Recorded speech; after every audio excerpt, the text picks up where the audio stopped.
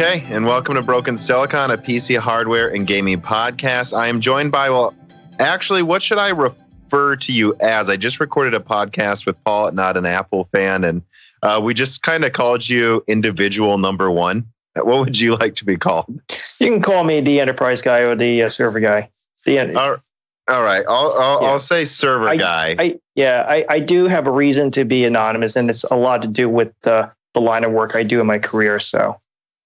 No, absolutely. This isn't the first time someone's been anonymous on the show. So you were in episode 8 of Broken Silicon. That is correct. Cloud server engineer. So now you're back again. We were hoping to connect one more time at the end of the year to kind of look back at all of this security problems with Intel. It's a nightmare. The other day we had MDS number 2, Zombie Load version 2, which impacts Cascade Lake Xeons. I was thinking, should you enable hyperthreading on Cascade Lake since they did a lot of mitigations, or should I just simply hold a hard line? Says, I got my answer, disable it. It's really just too risky. And the way they're doing patches is they're basically patching them one at a time based on what researchers are finding. And so if they're patching it one at a time, you can't do that with hardware. It's not like software where, you can patch it one at a time because you can continually patch them. You can't continually patch CPUs. You need to get ahead of the entire problem, which is you got to fix the architectural issues. Yeah. And you just got to be transparent about it. Let us know. We know about it. We're all, you think that we don't know? We all know. All the guys I talk to, and when I go to these professional meetups, we talk about this, and we all know, we're all aware of it. And it's gotten to a point where, when they say Intel and security, we all laugh at these places. And places like YouTube comments even too. It's just a complete joke. We're laughing at in front of real Kubernetes people. Or Red Hat, IBM. We laugh at it. It's like Intel and security. It's like, what? Yeah. It's actually not a laughing matter because it's really disruptive, and it's gotten to a point where it's actually impacting people's personal lives, where they're losing weekends, they're losing time with their families. I too am I'm actually getting a little burnt out. I can only imagine. I have a friend who has a Broadwell E. It was actually an engineering sample that he got, and it has 10 cores, 20 threads. He got it for like $240 in 2016. It was an incredible deal, but he uses it for gaming and some multitasking. So he's like, I'll turn off hyperthreading. I still have 10 cores. That's far more than enough for gaming. He doesn't care. But unless, and I've even seen some gamers with, 8 cores say they don't care. They'll just turn off hyperthreading. But for anyone else, I understand that some gamers don't understand how it doesn't affect them that much, but it really does. And it actually will eventually, because the new Cascade Lake X, like i9s came out, and they found that they actually have 3% lower performance than the previous Skylake X. And it's because they have some hardware mitigations in there. Wow, that's news. And so even without patches, it's 3% for the built-in. It does help. If you're going to have an impact where you have performance regression, granted, it's going to be better. I rather have security over performance any day. I think any professionals are going to be wanting security over performance any day. But if you compare it to the competition, they're able to get the performance without the security issue. You shouldn't have to make that trade-off. Yeah, so let's do this. I want to go through the securities quick again, but I have a couple reader mail questions that I think can kind of start things off well as well. So Matthew Lane writes in, just like people who support on Patreon can, and he says, how does the cost of electricity to run a server CPU over its lifetime compare to the cost of the CPU itself? I ask because I wonder if it will ever become a consideration for a company lowering their electric bill by using a more efficient setup. What percentage of the measured cost is the electricity it uses versus how much they upfront? The power is going to be way more costly than the cost of the CPU. Let's take a look at my old Xeon. It's a dual 10 core. The 2 chips costs about $1,400. Mm-hmm. It would cost me over the lifespan of that machine. It will cost me about $3,000 in power. Mm-hmm. That's over 8 years. Yeah.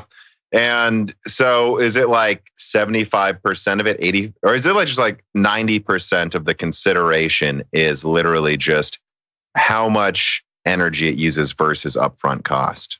Depends on your life cycle. If you're on a 3-year life cycle, some enterprises are on their 3-year life cycle, then power cost doesn't really make that much of a difference. You want the fastest machine possible because you're going to upgrade on a more frequent basis. If you're talking about life cycle of 7+ years, which I'm more on an 8 to 10 year cycle, and I do that so I can make the machine affordable. These are 5-figure machines. These are machines over $10,000. It's not easy for an individual to buy. And so for me, power cost is a major consideration because the longer you hold the machine, the more the power cost accrues over time, and your power actually makes up more of the cost than the cost of the machine. And so this leads me to another reader mail, actually from someone on YouTube. So this guy's lucky I noticed him, but he said, Matt Harley says, does the fact that Epic Rome has 4 times the performance per dollar than Xeon even matter? Like, does it matter that it's 4 times better performance per dollar than Xeon? Should they have charged more than Intel's charging for their Xeons? You mean AMD? Yeah, like because right now AMD's cost for their like 64 core chip is like vastly lower than some of Intel's highest end products. Should they have charged less? I'm pretty happy. I know you're happy they are, but do you think they should have? I'll be honest. I didn't say this, but because of NetCat and due to where my server was actually located, and due to the hostile nature of where I operate, and yes, I've been attacked, and I've actually been knocked offline by a DDoS attack inside the data center. So I've been attacked, and every data center I've been into, I've been attacked. And so this is kind of normal. It's part and parcel of what I do. This is on a personal basis. Now, in my current employer, I don't see that. There's other teams that actually deal with that. But when I was in working for a healthcare company,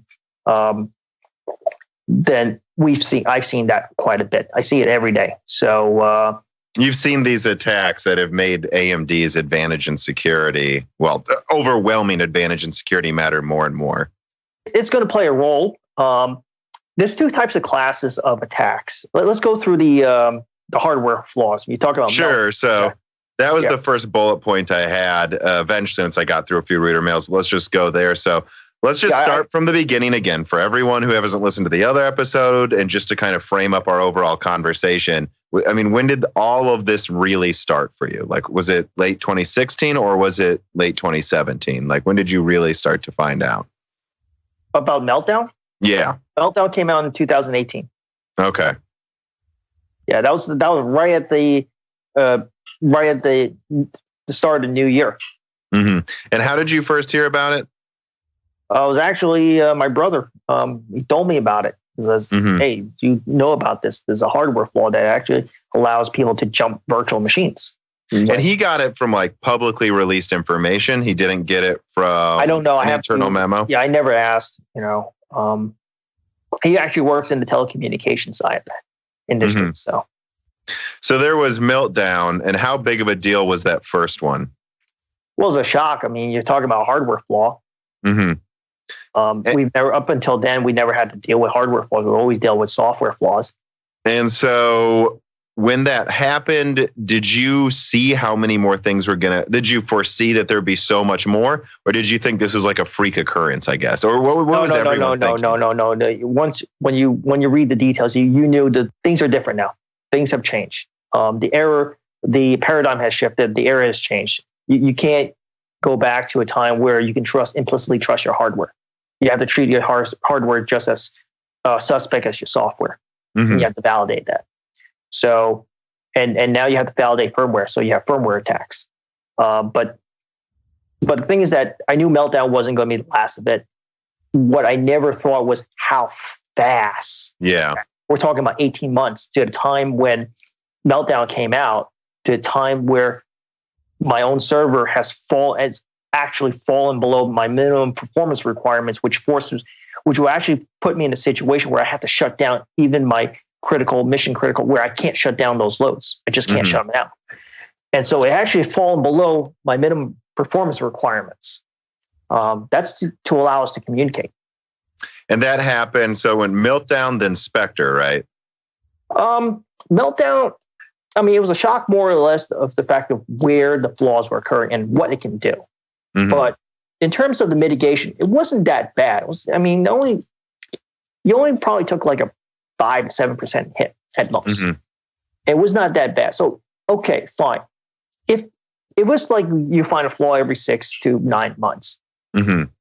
I would have not considered even Epic at that point, because you really want to wait until the software support matures, and that takes about 5 to 7 years. And that's why mm-hmm. I said 5 to 7 years. Mm-hmm. In my experience, that's how long it takes for things to mature, so that when you use them, you're not going to have a problem. And if you do have a problem, all the problems are already solved. That's mm-hmm. why I don't like to be early adopter. That's why a lot of enterprises don't like to be an early adopter. And that's why we have the appearance to probably a lot of your consumers that we're fuddy-duddies.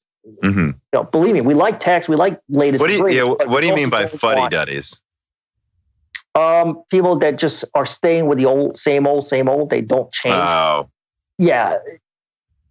We do this because we don't want things to fall. We don't want things to happen, bad things to happen. And a lot of these systems, they're mission critical, and you can impact someone's life. You can actually kill somebody.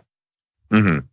Well, and you said this in the previous podcast that I thought was an interesting point explanation, which was the ability to just know that everything's going to get 10% better every year. And so then we can just upgrade every 4 years or something for a 50% overall improvement. Yeah, predictability is important. Most mistakes that are made is like human error. And if you can predict, even if it's just 10%, the exact performance change in your cycles, that allows you to just plan everything long ahead of time. And it just makes life easier, minimizes human error. And that's why everyone gamers complained about the lack of performance increases from Intel eventually. People in the server space just seem perfectly happy. Right. Oh yeah. We don't mind it. We like things. It's when things change rapidly, that's when you can have problems.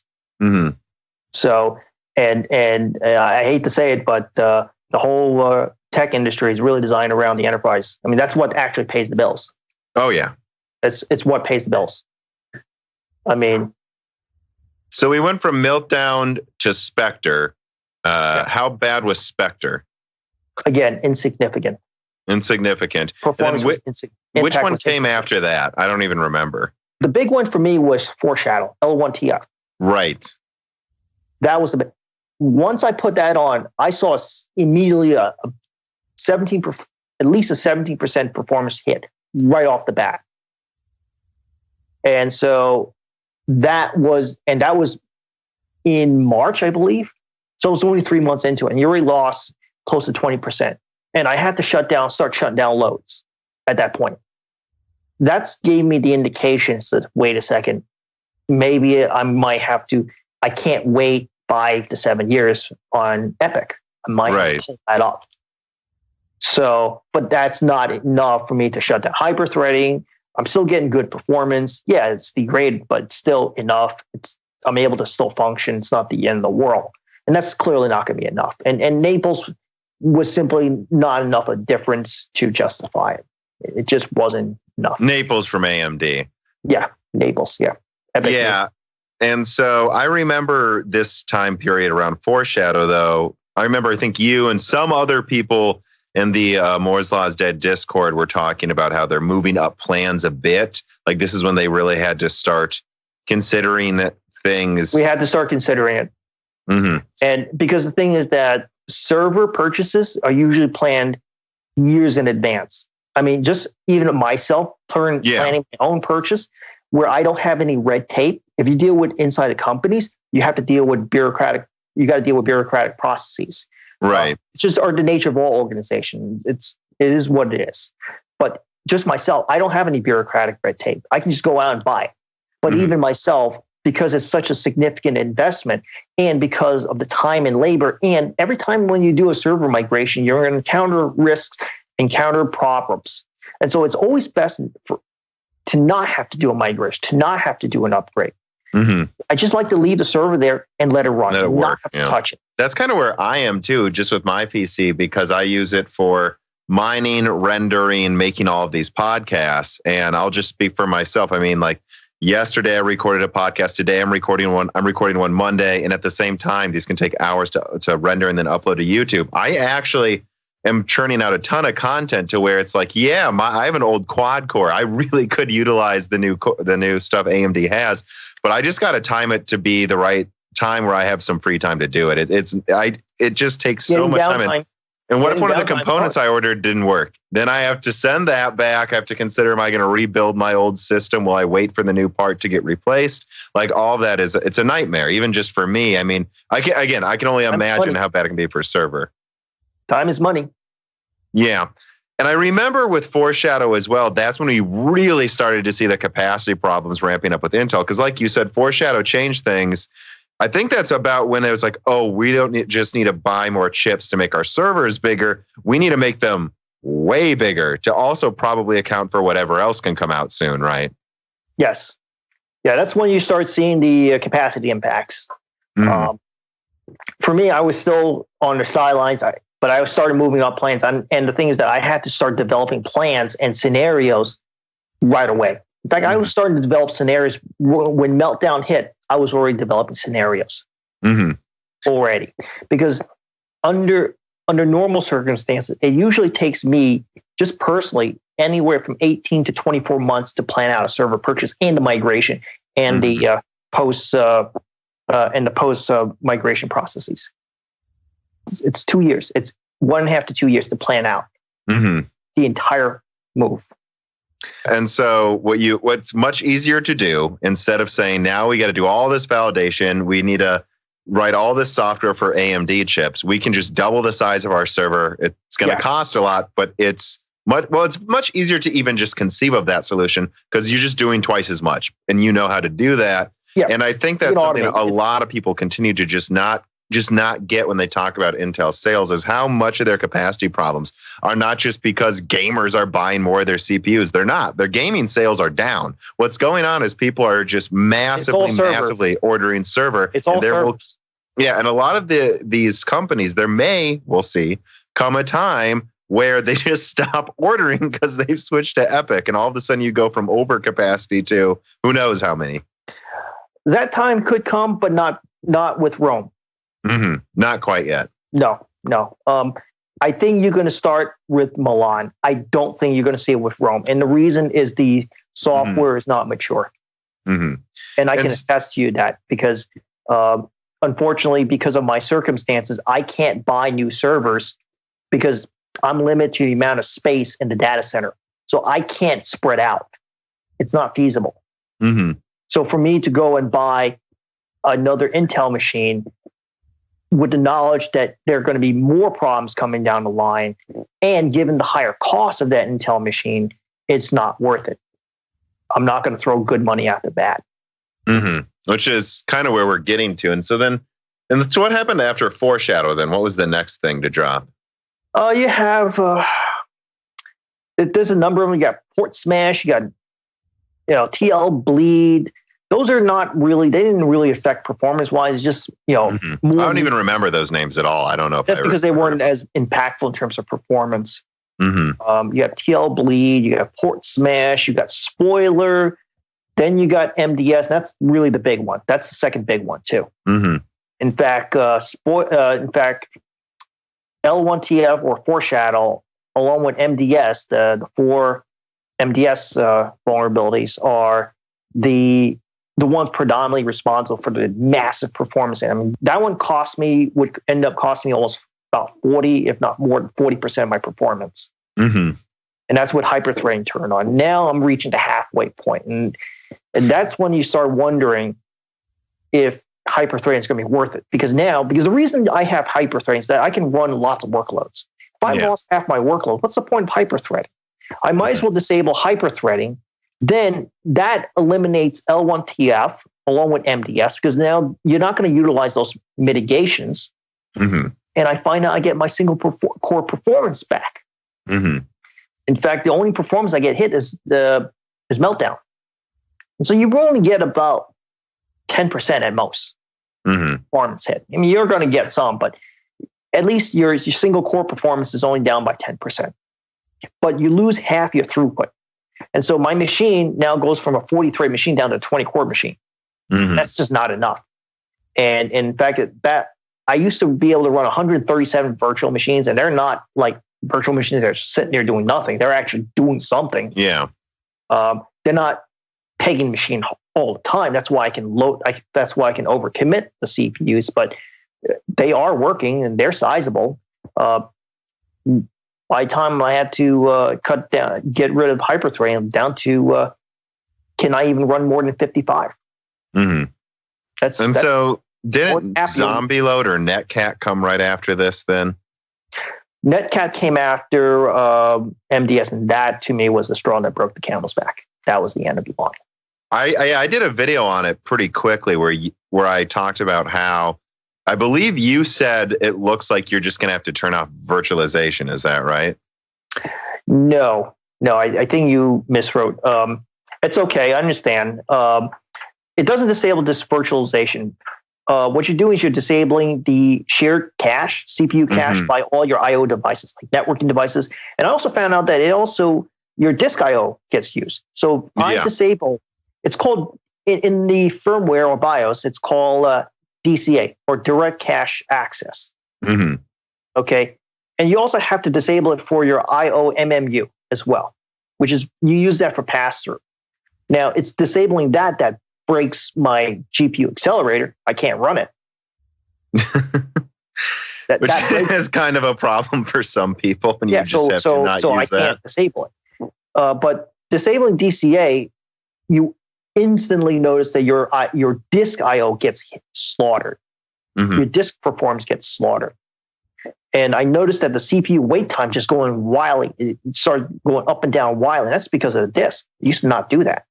And the impact was just too large that I had to re-enable it. The problem is that while the researchers have said that you can catch passwords, most companies aren't going to allow SSH access going from the outside world. That's just dumb. But the point is that you have a new attack vector. And so while maybe you're not going to catch SSH passwords, you can use that to catch all sorts of other goodies. Who knows what they are? And the other thing is that you don't have to just think about one attack vector by itself. You can stitch a whole litany of attack vectors, any kind of attack vector, and stitch them everything together to try to get access. And you don't need to have the complete picture. You don't need to get all of it. No. What you can do is you can get pieces and parts of it. Then you run it through a GPU accelerator. And I learned this from another professional meetup where a pen testing company basically has said that bad guys, crackers, are actually utilizing GPUs to crack passwords. If it's a repeated operation over and over and over again, a GPU is pretty good at it. If they can use these attack vectors to sniff out and get as much data as they can, then use the GPUs to fill in the blanks, and then hit the sites over and over again.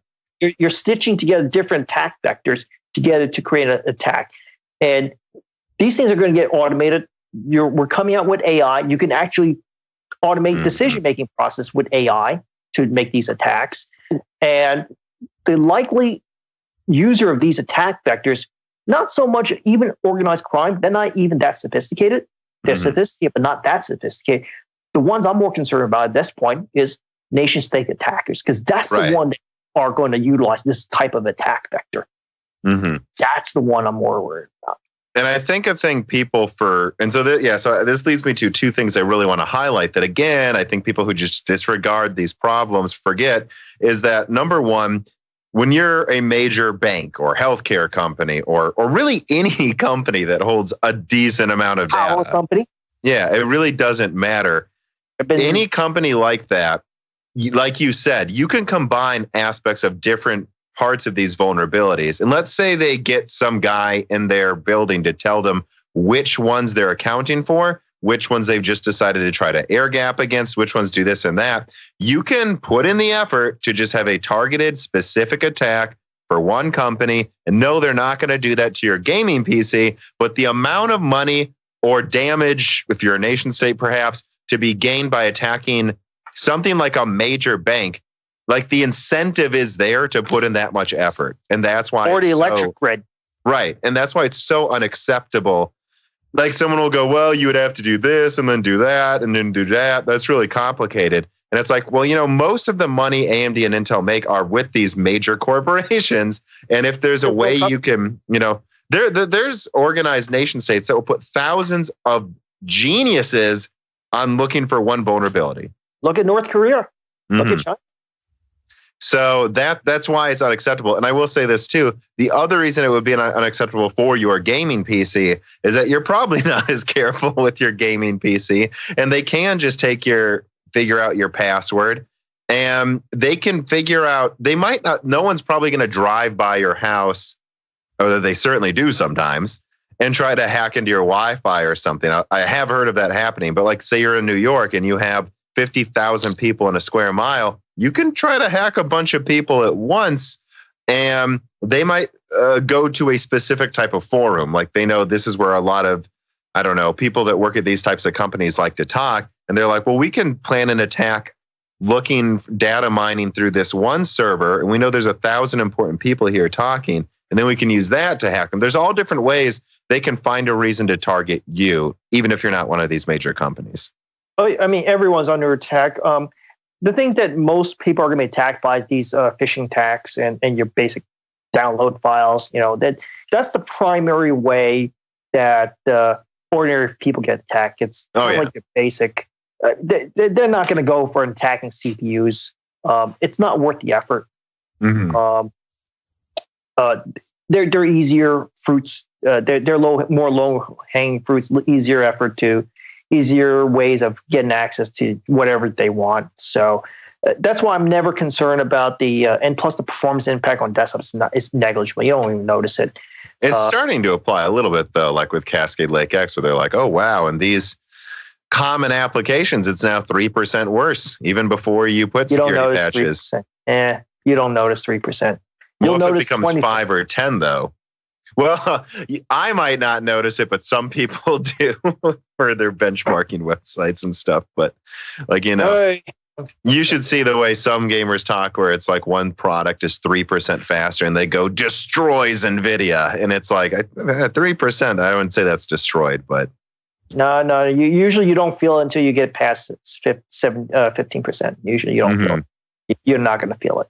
And talking about common ways of hacking people, I mean, one thing that scares me the most, and this is a bit off subject, is I just know that, so there's been all these data breaches. Like, let's say there was recently, I don't know, T-Mobile, there was Equifax, there's all these other things. Most of them are password-based attacks. Vast majority of them. Yeah. I mean, heck, when I remember in college, they hacked Sony's PlayStation servers and tried to pull everyone's passwords from that. What I've heard is going on right now in the black market is there are groups trying to get a hold of as many of these password hacks as they can, and then just make a searchable database of like 1 million passwords that have ever been used in history. And then what they'll do is when they try to brute force into your Facebook account or something, is they'll just have the GPU run through 1 million passwords that have ever been used before, that they know someone's used before. There will be a situation where they'll have every possible character combination for probably 64 character passwords, every single possible combination that most people have used before. No, every single possible combination. So you're saying they'll just add them up ahead of time and then like cross-reference them and try to brute force you that way? Well, they'll have dictionaries where they'll have every possible combination. And well, they couldn't possible if it's 64 characters. That's physically impossible. We're talking about the limits of thermodynamics, though. You can't brute force. I think 64, or was it? I'm trying to remember. I think it was 256 is where they say you quite literally cannot hack that, at least not with the known law. And I'm talking down to the amount of energy it would take to move one electron, the minimum amount of distance. So that's quite literally physically the minimum amount you could do to switch on and off. And they're like, you wouldn't have enough energy to brute force like 256-bit encryption. So I know that. Actually, that reminds me of how we set up passwords, machine password. These are not human passwords, but machine account passwords, where we actually set, and this was going all the way back to 2006. We set those passwords to 128 characters. Mm-hmm. So we figured that no one's going to brute force attack that. Yeah, so I don't know about 64 characters. I don't think it would be that easy to have every combination of that. I know once you get to 128, it's almost impossible. And 256 is, again, by the laws of thermodynamics, impossible. Like you would have to use the entire energy of like I think an entire solar system for 100 years to brute force it. So I do know it's definitely you need to have a password at least at least over 15 characters long, because they do have that. Mm-hmm. Anything under 15 characters, they got it. Well, yeah, and again, they can just make a shortcut then, right? They can just say, hey, we have all of the passwords and emails that have ever been used before. And they know if you're using the same email from that T-Mobile hack, they'll just take, oh, you know what? We know all the passwords that were used by these anyone on these 5 companies. And they don't need to brute force a bunch of stuff. They can just, it's not going to take much effort to search through a million options. And then done. It's associations, and people using the same passwords for every login. That's bad too. Yeah, it's getting to a very scary realization where you realize eventually we might need to move past passwords. Yeah. I mean, passwords are going to have to be moved on. And the other thing is that it doesn't work with the human brain very well anyway. I mean, when I was working in the healthcare, I took away all the passwords, and I actually had everything accessed through certificates. Mm-hmm. So basically, open up. They got the certificates. Now, it's not perfect, but that means they don't have to enter and remember passwords. Mm-hmm. They just go right in. Boom. Which I'm sure they appreciated. Now, moving back, though, so there was, the last one was NetCat. Is there anything that has come after that yet? Well, you got the MDS. That's the second version. Yeah. The problem with NetCat is that it allows a attack vector from a foreign machine. That's the number one. And I've already been attacked before in the past by machines within the data center. So that was open season. So while obviously I'm not going to expect anyone to attack me through this vector quickly, I knew it'll be a matter of time where something like that could happen, and I'd rather not wait for it. So that's when I decided, you know what, and it was starting to get close to the fall. Typically, I don't make any server changes from January until June. That's because that's the busy time. We have to have that server running without any problems. So decided, you know what, I've already lost so much of my capability. I'm already consuming more power than I was planning on. That's when I decided, all right, game over. Just get the Epic, be done with it. That's what I did. And so I guess that's kind of bringing me to another bullet point I had here, which is now that all of this time has passed, we've seen all of these things. Rome's been out. It's not just out now. And now Intel launched that 56-core CPU that is, not only is it stupid, but apparently no one can even buy it and still can't buy it. So it isn't even. No one will buy it.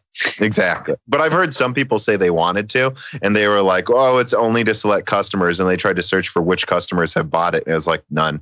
So it's just there so they can pretend they're keeping up with Rome. No, I'll say that the 7H12, that's AMD's product, is also just as equally as stupid as Cascade Lake AP. Because I mean, so what's that? I don't actually know. That was actually released by AMD when they had a presentation in Rome. They released the 7H12. It's a 64 core. It's basically an overclock 7742. Oh yeah, I remember that. I thought HP was going to buy some for specific workloads. Well, here's the difference. Even though I regard that AMD product as stupid, the thing is that product came out at the request of a customer. Right. The customer came to Altos, which is a French supercomputer company integrator, and they asked, and I surmised that they would say that, hey, we love to have Epic, but can we get it a little bit faster? We want more performance. So sure, we can go to AMD. We'll see if we can do it. So Altos went to AMD and says, hey, we love your product, but our customer wants it to be a little bit faster. Mm-hmm. So that's how AMD says, okay, we can do it. We'll overclock the 7742. And that's what they did. And that customer turned out to be, I don't know what the exact name, but it's the equivalent of the National Weather Service in the United States. Mm-hmm. So basically, they're going to use this supercomputer to do weather forecasting. They want as much performance as possible. And they're willing. And so this product came at the request of a customer, and the customer is actually paying for it. Mm-hmm. So while it's dumb, at least that it came about because of a customer, it came out from a position of strength rather than from a position of weakness. And I believe it's like a 300 watt CPU or something. 280. Yeah, and you can cool 280. I can't imagine what she would need to. Because I know gaming builds, only a little bigger than mine can cool 280 if you have really expensive cooling. But I don't know what you're doing to cool 400 watts unless you're just going insane. Well, the problem is also it's very concentrated heat too. So how do you get the heat away? Yeah, 280 is a lot easier to move the heat out because every time you go the temperature up, the amount of the difficulty increases geometrically. It doesn't go exponentially. It doesn't go up linearly. And they're talking about 8 of these things, 280 watt chips, liquid cooled in a 1U chassis, and they're basically going to have several racks of these things. Jeez. Yeah, so that's pretty dense. Yep, and I think they say that each rack is going to consume about 70 kilowatts, which for a which for a supercomputer is not that bad. Mm-hmm. Well, it's pretty dense computing performance, I guess, which is what they want. Yeah, exactly. And so, looking back on the year overall, just what are your thoughts in retrospect of everything Intel's done, everything AMD's done? What are your overall thoughts on just their products, how the companies are doing? I don't know if you want to. Can you talk generally about that? They switched sides. AMD is definitely. I mean, one thing is that when you hear their presentations and their what the leadership's saying, they're talking about. They're talking about performance, but they're talking about security, about the power efficiency, about increasing cores and threads. But I keep hearing about power efficiency, not just with enterprise, but also their consumer line. They keep emphasizing power efficiency, but they're also emphasizing security constantly. Yeah. So that tells me that they're actually listening to people like us. And I remember I talked with and we had a AMD representative that went to one of our professional meetups. And I said point blank to these people, it says, hey, I did not choose your product. This is your Optane stuff because your chips are like thermonuclear reactors. And I said to them point blank, I said, I'm not going to use your product until you get your efficiencies under control. So, and I think they are getting that word from other customers. And it's not going to just be me. They're focusing on the things that matters to us as customers. Whereas what I hear from Intel is, they're talking about these packaging means. I don't really care about what their packaging means are. I just don't care. I don't care about what in their Optane, their cellular Optane, and their DL boosts. Because they do talk about that constantly. When I was at Hot Chips, they're constantly talking about the Intel package, the Intel ecosystem. You're buying an Intel system. I don't care. Right. I don't care. It's, Optane. Who the hell? I mean, maybe some, but you know what? Why would you lock yourself in that? And you can use NVMe. There's other products that'll do what Optane can do. And there's other companies working on similar technologies that'll be out. If not out now, I mean, I know there's other direct competitors, I believe, from Micron coming out, in a second. Digital, get their HGST MCC and Scale MP, which allows you to use specialized SSDs and basically combine that as form of memory with your main memory. Look at that. So you're because that's the one thing I hear is I've heard people in comment sections say things like, oh, well, Intel's playing 4D chess. They're making a package that's still better than AMD. And it sounds like you certainly don't agree with that. But do you know anyone else in the industry at other companies you've talked to at these meetups where they're like, well, the Intel overall package is important? Have you heard anything like that? I can understand why it's important. Because it's a lot easier to manage one relationship versus a dozen. That's why they like monocultures. And I understand that because I was in a situation where when you have so many relationships, you just get spread thin and you can't focus on a few narrow core competencies. And so your performance tends to suffer. So I understand it. I know where to come from. But it's about the relationship, right? You don't think it's about they needed the Optane necessarily, or maybe, or is it both? You think there are some people that actually do? I think it comes down to relationships. It's a lot to do with relationships. Relationships matter. I can give you an example where when I was buying my Epic server, I did not choose the technically superior solution. I choose a technically inferior solution, but I have reasons for that. Mm-hmm. And it's not just technical. In fact, it's kind of low down on the list when it comes to buying service. So it sounds like the way you see it is just AMD.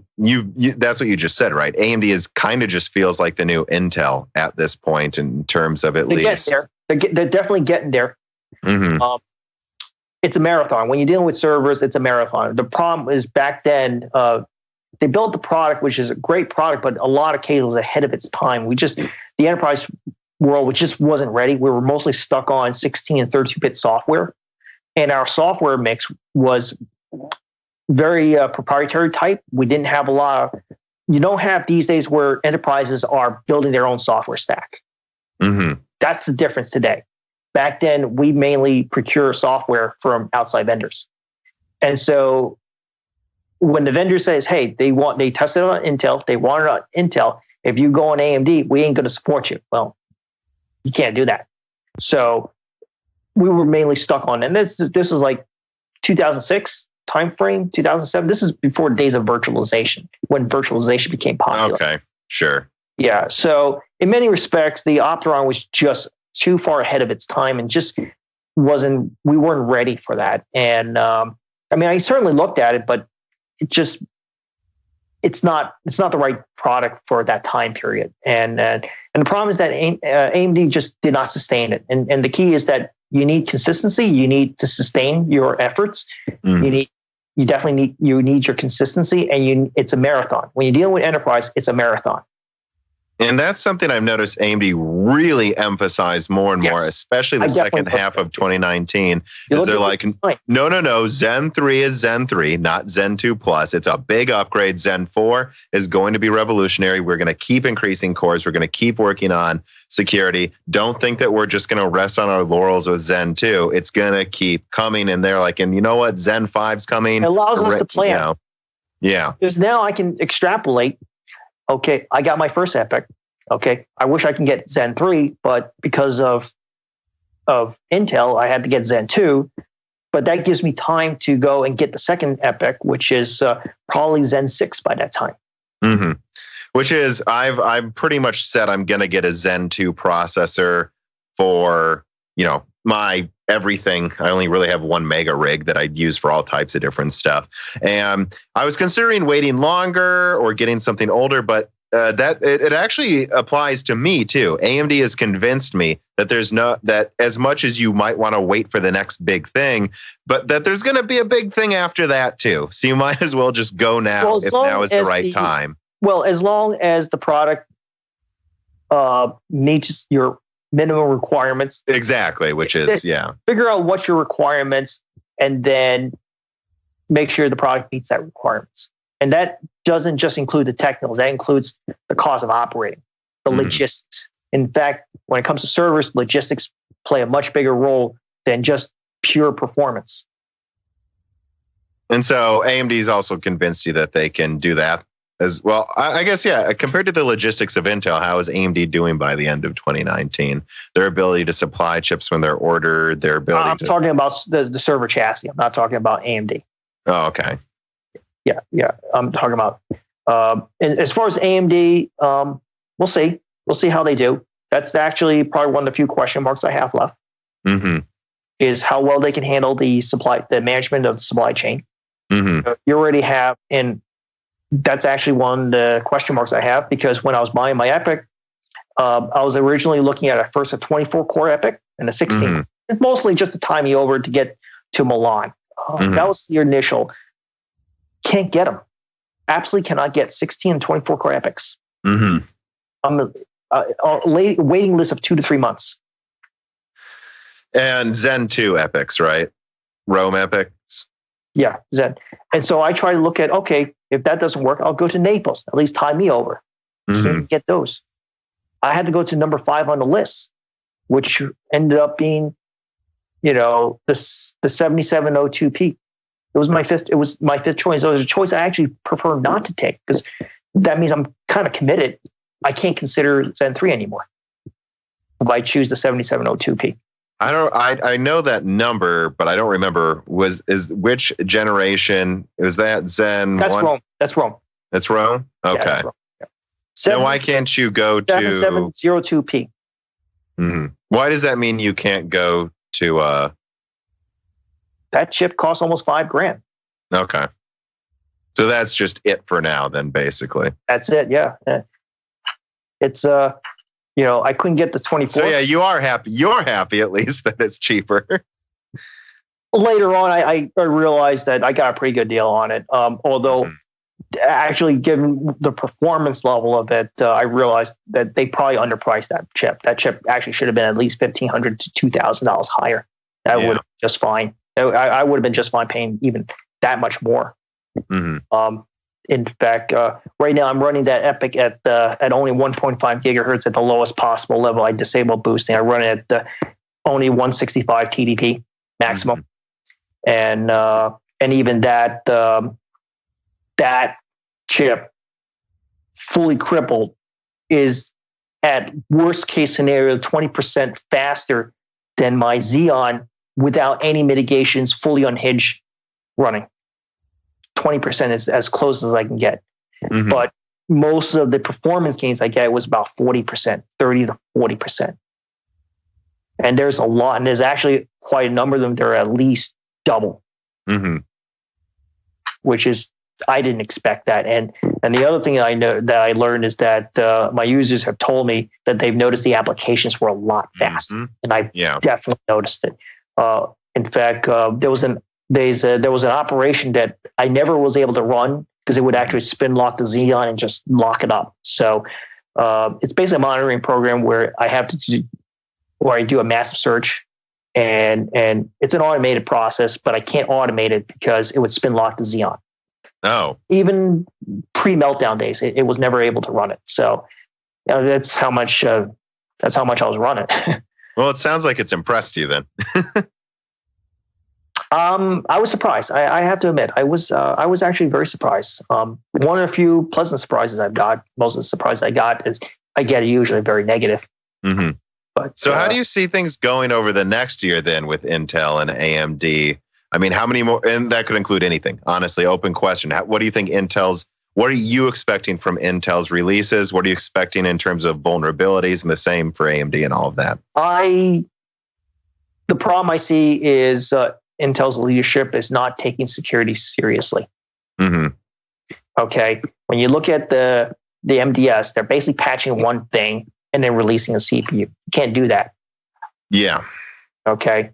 You got to get ahead of all your security right away. And even if you can't, and I understand, maybe if you have to really do a serious architectural change, it could take years. Well, fine. Let us know. Let us know. Give us the progress. Be transparent about it. Stop hiding what's about to come out until the last minute. And at least, give us a roadmap on how you're going to solve it. And I'll guarantee most of the enterprises would be more than happy and more than willing to stay, because switching is very difficult. Mm-hmm. But we're kind of left in the dark. Mm-hmm. And so every time these flaws come out, and all of a sudden it wreaks havoc on our capacity over and over again, every 3 months, that wears thins on people. Mm-hmm. It's wearing things. I mean, in my employer, you know how long it takes to get servers? No. 9 to 12 months. That's why they're that's why they're decommissioning 7-year-old servers. And so by the time it gets to you too, there might be a bunch of new vulnerabilities and you just don't know. Well, they're at this rate. I mean, they're coming out every 2 to 3 months. Yeah. I mean, right. You're guaranteed you're going to have 3 or 4 by then. And so you don't see that changing. You expect new vulnerabilities every 3 months. And not only that, but Intel's not telling you guys ahead of time what to expect. You expect them to keep going. Now we're telling you about this one. I don't really care about the individual vulnerable. We know the architecture is vulnerable. We get that. That's not, it's what are you going to do to fully eliminate the vulnerabilities by re-architecting to be secure in the first place. Mm-hmm. I'm not seeing that. And until I see that, they're not even at the starting gates. Mm-hmm. Because until they get there, okay, it's going to take about 5 years for Intel to develop a new architecture. Mm-hmm. Then, at least for me, I'm going to wait 5 years. They started 2 years ago or something, or like 1 year ago even, I think.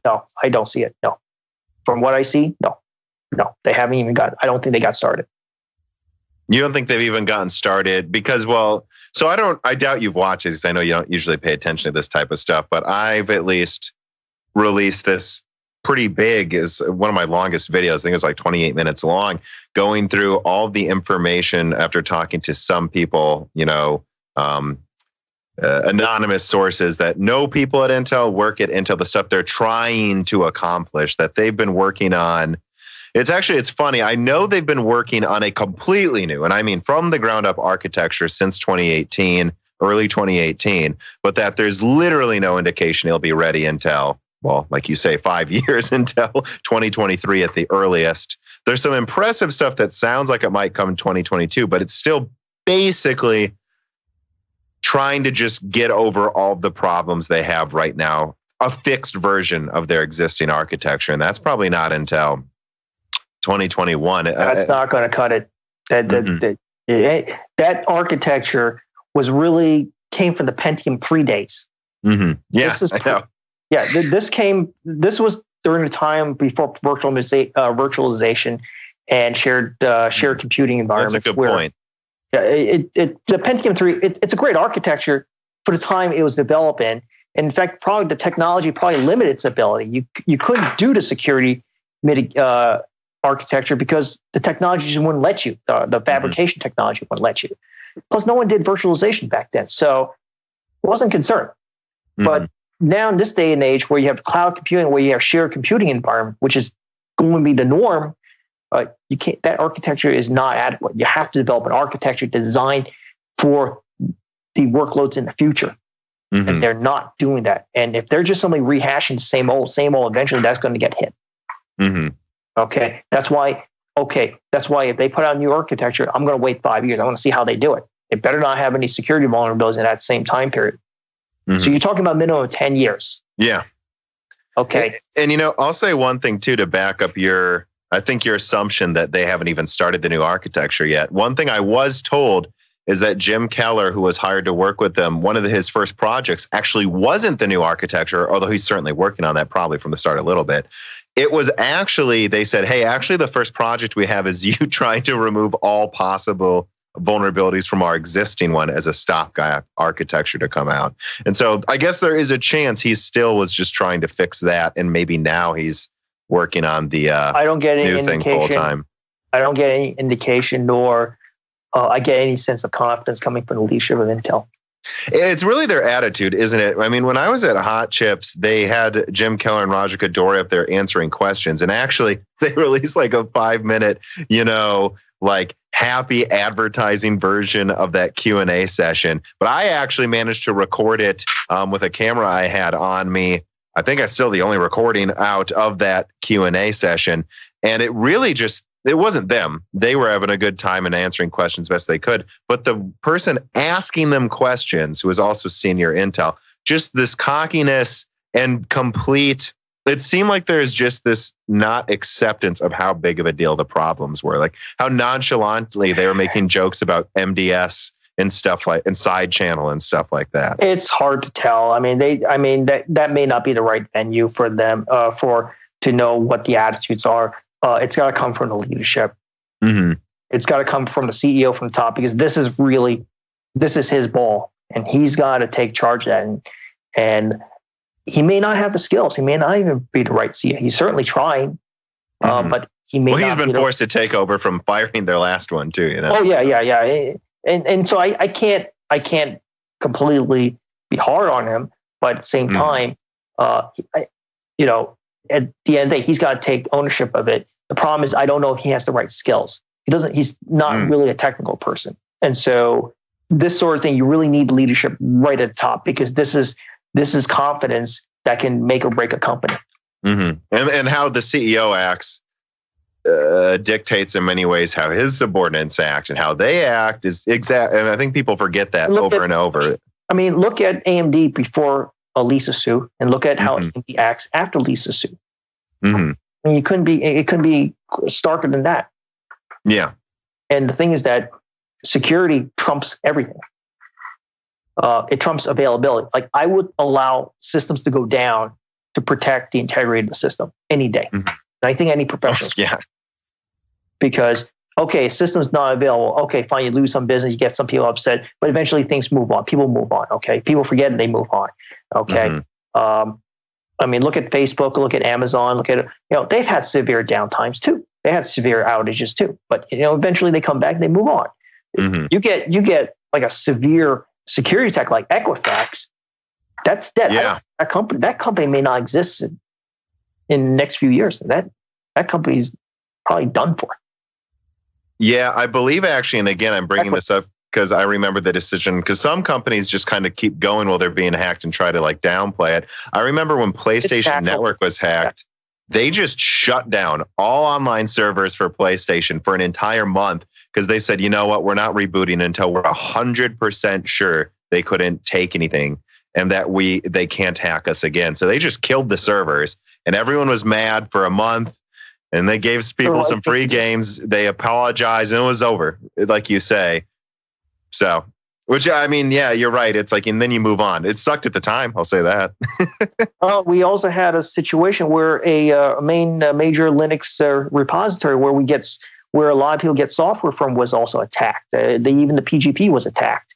And that was Debian. They had to shut down for a while too, for a few weeks while they clean up. This was years and years ago, many years ago, almost 10 years ago. Mm-hmm. Well, so let me ask you, do you have any, we talked a lot about the attitudes, how AMD and, AMD's attitude, you seem generally impressed just with everything AMD's talking about now. I mean, do you have anything to say about any of the products Intel's been talking about, like Ice Lake server, the 10 nanometer server chips they've been talking about, or any of that stuff? I don't care about any server chips from Intel until they correct the security problems, period. Mm-hmm. Nothing. That means if they have to first get the security mitigation, security vulnerabilities fixed for good, and I put them on probation for 5 years at least and see if there's any problems in the field. Because I want to see multiple product cycles. And that is before I even will consider them, put them under consideration. And that's assuming if AMD is kind of stagnating at that point. If AMD is not stagnating, by that point, 10 years, most of your processes is already designed for AMD. So now you have to go through the whole validation again to go back and tell, what's the point? What am I gaining from that?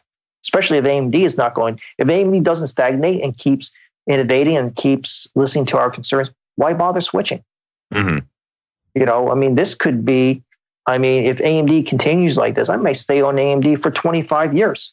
And that's the thing about servers, enterprises, that once you get a customer, it's hard to get a customer, but once you get them for a long time. That's why they put so much effort in marketing and sales, because it's a long-term, stable source of revenue. Well, yeah, what I was going to bring up, they've got these 38 core, 10 nanometer server chips coming, and then they got these Sapphire Rapids chips, which again are 10 or 7 nanometer and probably 10, and seem really interesting, and all of this, blah, blah, blah, whether it's 10, 14 nanometer, it sounds like it does. And then, they're supposed to got 7 nanometer ones coming 2022. It sounds like it doesn't matter what I talk about, how many cores, what it's built on. Don't care. You just don't care. They've lost your confidence. Period. Yep. Done. And for AMD to lose, AMD is showing they're going to be innovating for the next 4 years. So I think that's a safe bet. But you're just saying it would take something pretty colossal from AMD 5 years from now for you to even start looking at any of that new stuff Intel's working on. Yeah. Well, let me ask you this question. So this is a reader mail question from John DeLuca, and he asks, what are the different, and I don't know if you can answer this, but what are the differences between branch prediction AMD uses versus Intel? Why are AMD chips not as vulnerable? For one thing, I think that they're designing their chips really, they're seeing the new workloads of the future. Mm-hmm. So, most companies do virtualization, large ones. You have clouds, cloud computings. Yeah. And so they're basically targeting this architecture really for that kind of workload. So security is paramount because you have multiple different people sharing a resource. You did touch on that a lot of it probably is. And this is something I've emphasized on my channel over and over. It's like, oh, Intel was cheating by doing this and this and this. And I'm like, well, I think a lot of it is just how old their architecture is. At least the way I said it was, if you let anything stay the same for 10 years, even a mechanical device, some hacker, some code break, someone's going to figure out a weakness, because you can just start resulting to some ridiculous tricks. But you're saying, like, what a thing to keep in mind is this architecture has roots down to before this was even standard. And so it's not a surprise all of this stuff. Yeah, the whole landscape has changed underneath the architecture. I mean, it's a great architecture. I mean, don't get me wrong. I mean, I never used a Pentium 4 or any of the Pentium 4 based architecture because it sucked. It's awful. Mm-hmm. Okay. But the Optane just was too far ahead of its time. It was also too risky given the kind of application. So I stuck with the Pentium 3 based architecture all this time until we got into the first Xeons that can do virtualization. I don't remember the code name, but it's in 2008. Mm-hmm. And so I made that jump. But I skipped the entire Pentium 4 because it was junk. Mm-hmm. Complete garbage. Just like AMD's pre-Zen architecture was also equally garbage because it was thermonuclear reactor. I wasn't going to put up with that.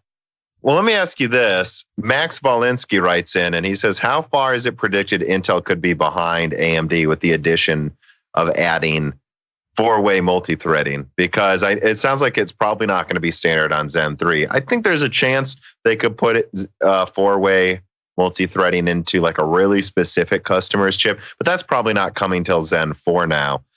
How far behind?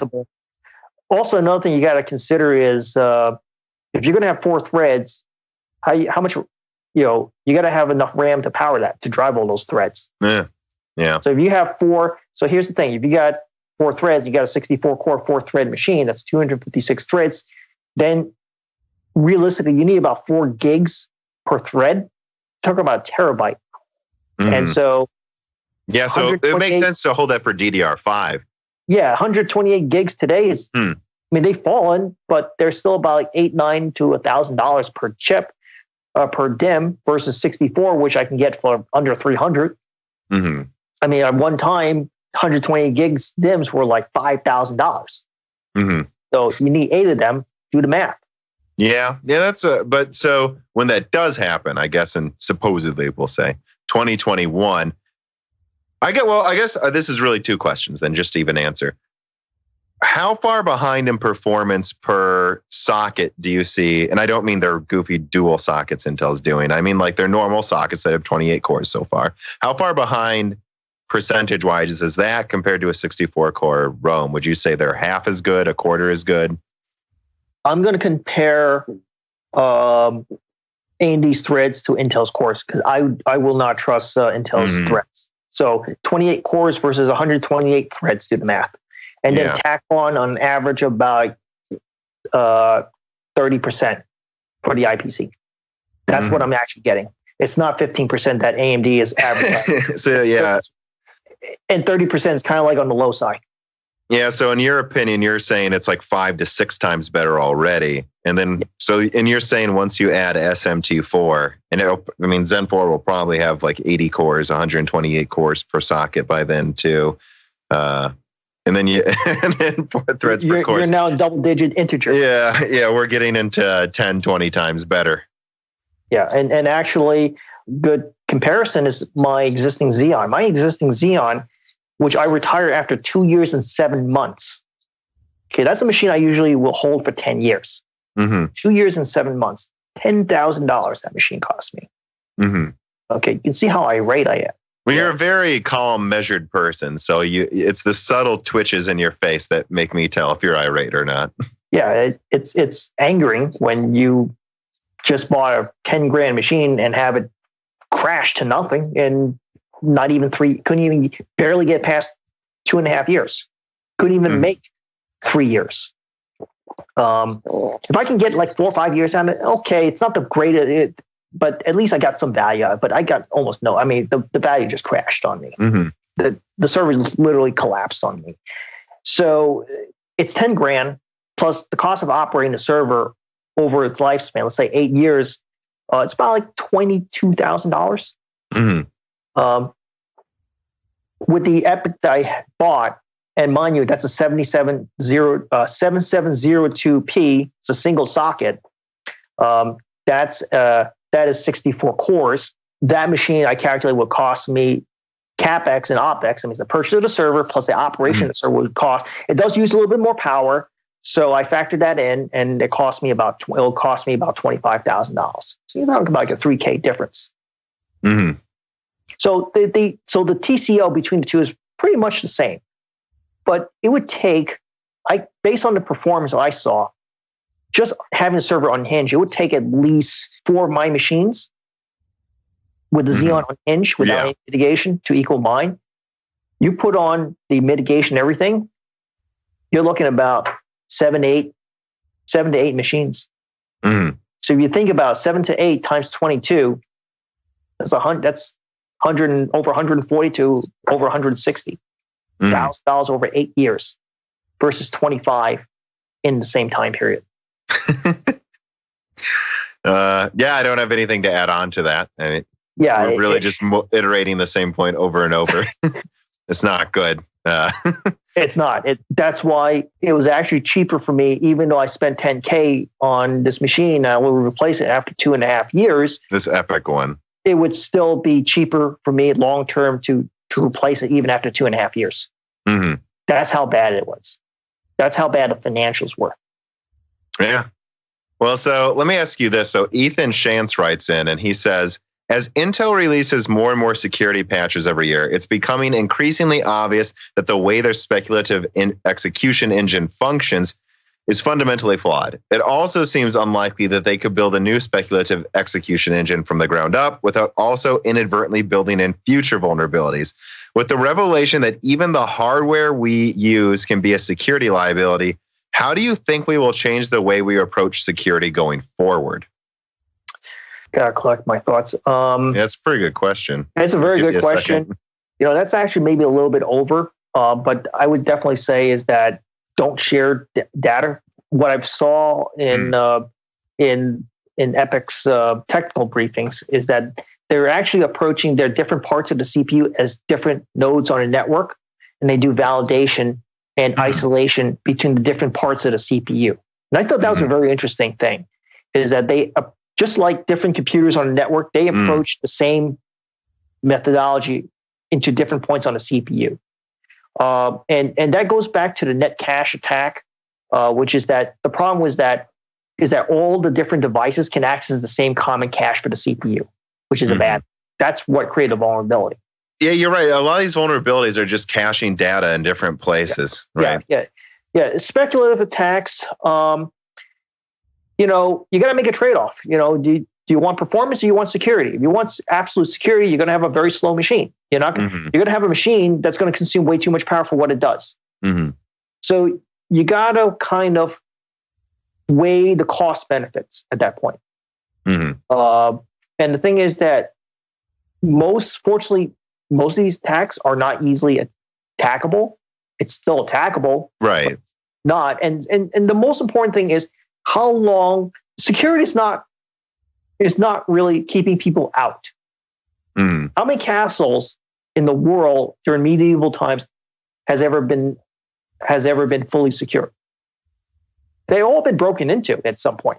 It just depends if it was worth it, and then if they really want it, then they'll just get it. I mean, no, I'm talking about in all times. I mean, 2, 3, maybe they were manned and powerful back then, but then they fall in disrepair. They don't stay secure forever. The most secure locations was the Great Pyramids in Giza. Those two stayed locked in for a very long time, but eventually they all got broken into. So nothing can stay secure forever. The question the question should be, how long do you need this information to be secure before the value of that information goes to zero? Like, let's take a look at medical. Yeah, records. I mean, that's a very good point. Yeah, I can't believe the amount of medical stuff records. What's the value of a person's medical records 150 years after that medical record was created? Mm-hmm. Zero. The reason you want the medical records is because you want to take advantage of it when the person's alive. Mm-hmm. If you can hold it and protect it after 50 years, that's fine, because no one's going to care about the value of the records 50 years because the person probably retired by that point. Mm-hmm. And so basically, security is simply a race. Mm-hmm. Can you keep it out long enough before the value of that information goes to zero? Because it doesn't make sense for a bad guy to go attacking, getting access to information when the information's value is zero. Let's take a look at credit card numbers. Okay, if the credit card numbers change every 2 years, that means the bad guy has to get within a 2-year window. That's all they get. That's why they don't go on some long-winded goose chase to get credit card numbers, because time is money, even for the bad guys. So if you phrase your security as a time race and a time game, you can make things secure even though you're not going to have perfect security. Mm-hmm. And that's the way you should look at security. It's more of a time game race, not how long can you, not keeping people out forever, because that's not possible. No. Again, you give someone enough time, they'll get anything they want if they actually want it. Yeah. But by then, what's the value of that information? Mm-hmm.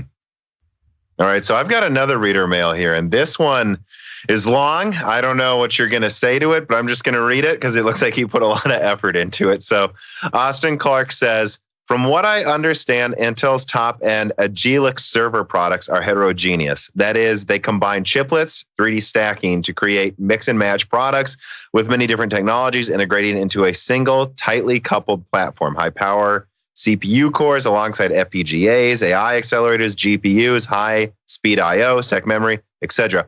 How long until these type of systems become commonplace in the server market? Are we just waiting for more mature development software to make this hardware more accessible to traditional programmers? Is supply for these products an issue? I hear that AMD's chiplets future stacking and mix and match hardware, but Intel seems to already have it, and the underlying technology, to me at least, seems better. Why is nobody talking about it? So I guess there's a bunch of questions there. I don't know. Do you? I can pretty much say that nobody cares. Nobody needs it. Nobody wants it. Mm-hmm. It comes down to, does the market want it at that point? Mm-hmm. Look at Optane back in 2006. I was going to say, yeah. Yeah, look at Optane. It's a great CPU, 64-bit, but nobody, everyone's on 1632-bit at the time.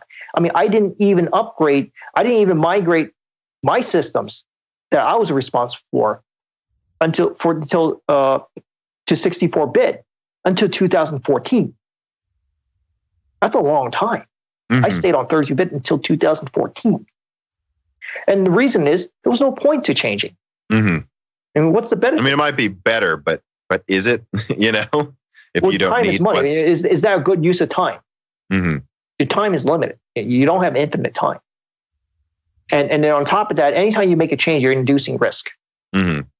Although now the model of software is that you want to change and patch often quickly, and if you fail quickly, but rebuild quickly. Because that's the new, because that's security. Because security requires constant changes, because that's how you stay ahead of the bad guys. So the model of software cycle management is changing. The paradigm is changing. But going back to the Optane, it was a great product, just too far ahead of its time. And then going back to the product that that person is asking about, no one really cares. I mean, even if AMD putting out that product, no one's really going to be using it. In fact, the only ones that are going to be using it are these special hyperscaler clouds. That's about it. Like Amazon and Microsoft and Tencent, and a lot of cadre of small ones like Packard and Linode, and you also have DigitalOcean. These are all these cloud providers. AWS is another one. GCP. those are the ones that are going to be one. And generally, they probably have a custom built for them. So, but the larger enterprise market isn't really going to need them or use them. In fact, the vast majority of the market, of the enterprise market, more than 60% are these kind of like small and medium businesses, mom and pop shops. They may have a few servers running some basic apps to run their business. Their workload needs are so low that going to Epic is just a dumb thing. Like for them, I wouldn't even bother with Epic because it would induce a lot more risk on these companies. Mm-hmm. And these systems all run internally. They're not sharing. They're not serving anything to the outside world. And they generally are anywhere from 4 to 8 cores with 16, 32 gigs of RAM at most. Mm-hmm. So the problem is that the one thing I noticed is that while AMD's chips are cheaper, when you factor in the entire platform, AMD's platform is actually more expensive than Intel. Like I can get in for the really small, medium business type service, small servers. Intel is way cheaper, and I can get it much easily. It's much they have better availability than say with the AMD, and that's also another factor.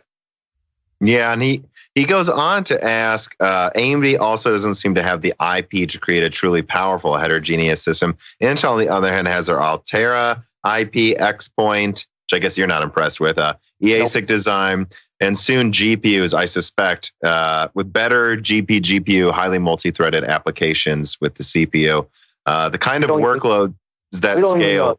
We don't even know their GPU performance. Yeah, I would. You saw it on my face. For listeners who don't know, I was like, I don't know if we can assume that.